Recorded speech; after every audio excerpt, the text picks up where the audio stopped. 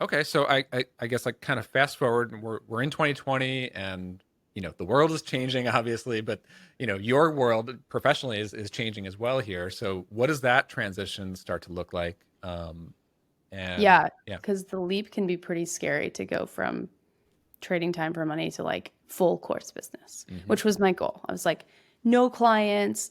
I passed off my entire, so in, to kind of answer your question, in 2019, I was like, if I'm going to build an online course, I need time to build an online course. So I do have to kind of start to shift this model to a degree.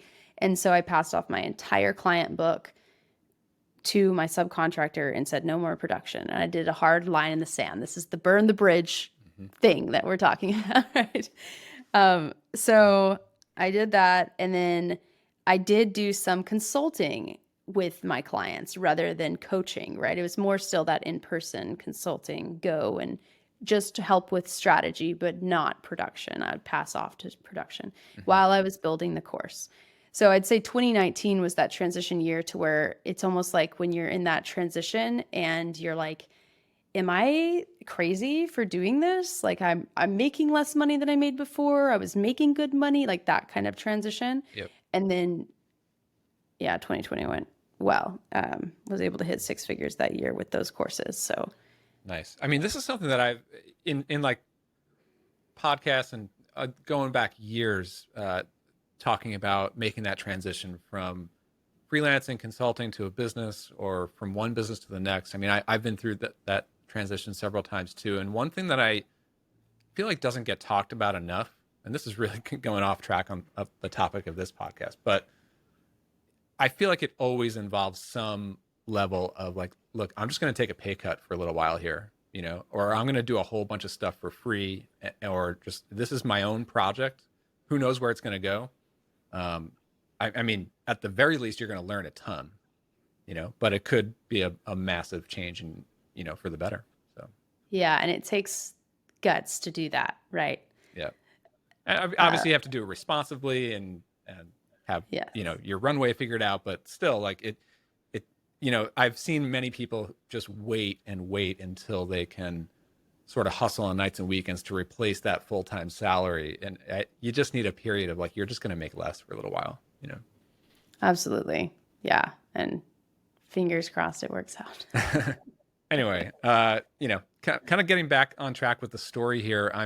I'm curious to know as we move past 2020, in more recent years here, like how has your business evolved? I know your audience has grown, YouTube presence has grown, and then we Yeah. got into actual coaching. So like what does the mix look like, and what were kind of the big turning points from there? So what happened was in 2020, I was like, okay, done with course launches. Like let's try to go the evergreen route. Let's try to which evergreen to define that is when someone can buy a course without you being active necessarily in Yeah, it. They could buy it anytime like on totally self-serve. open Yep. enrollment.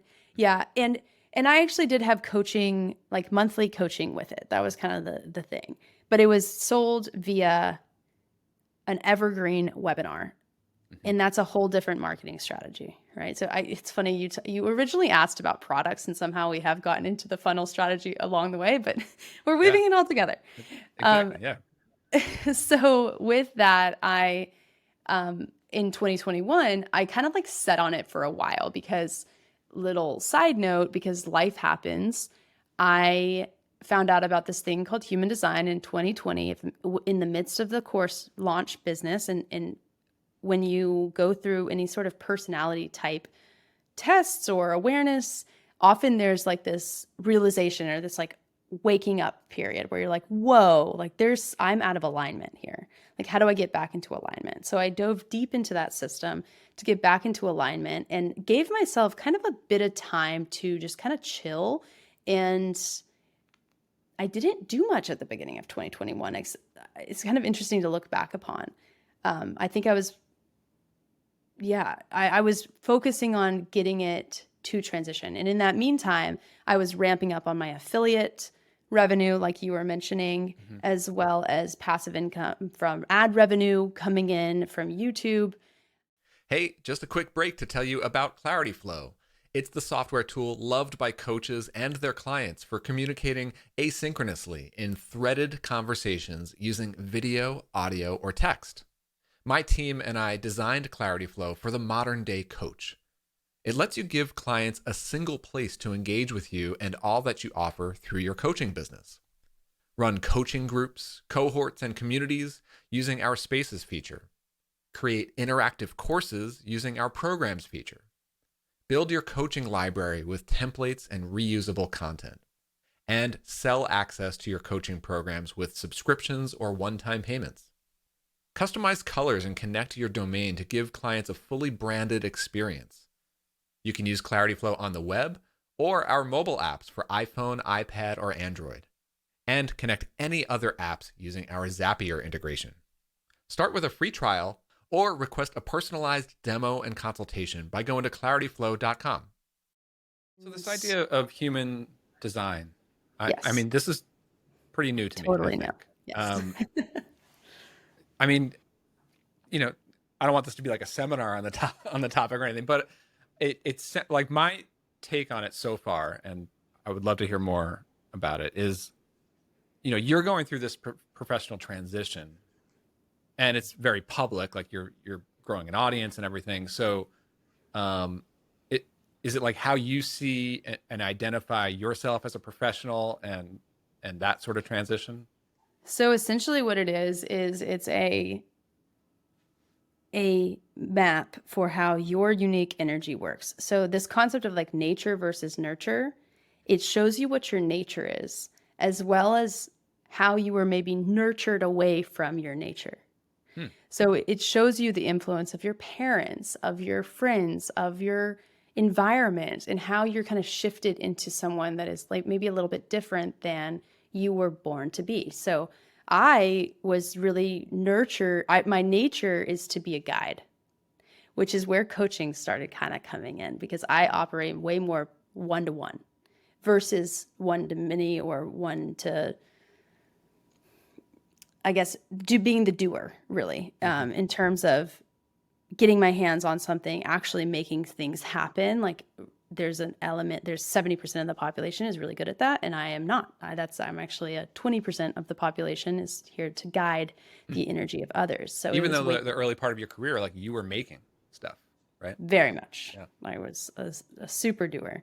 Hmm. And so it was a big wake up call. And then, yeah, so I was leaning more into, I want to make passive income, and I'm going to live my life to make passive income. My goal was, I want to be, at the time I said a stay-at-home mom, but now I think it's more working at home mom. But I want to be a stay-at-home mom. I want to make passive income so that I can be a stay-at-home mom by the time that I'm 30, so that I can not put pressure on my husband to stay at home. That was like my goal since I was 25.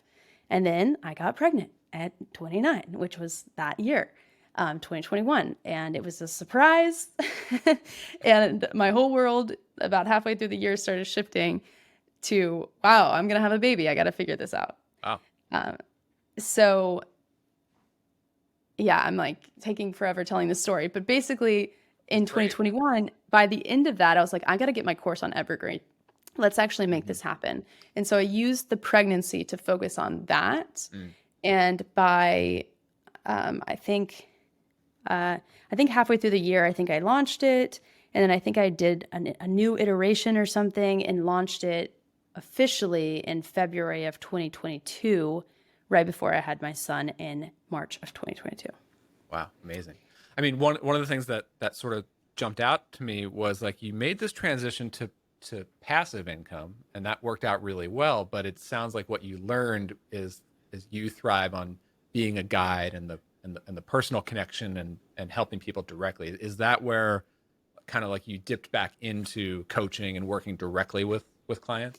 Yeah. So what happened was, fast forward through the postpartum period, I had set myself up for passive income, which was amazing, and that was the goal. And definitely everyone can do well with passive income. Like it definitely aligns with my energy to make money passively. But I was also like, you know what? It would be nice to not have to like market myself actively and get some sustainable clients. And so that's when I started thinking about, it was about 6 months postpartum.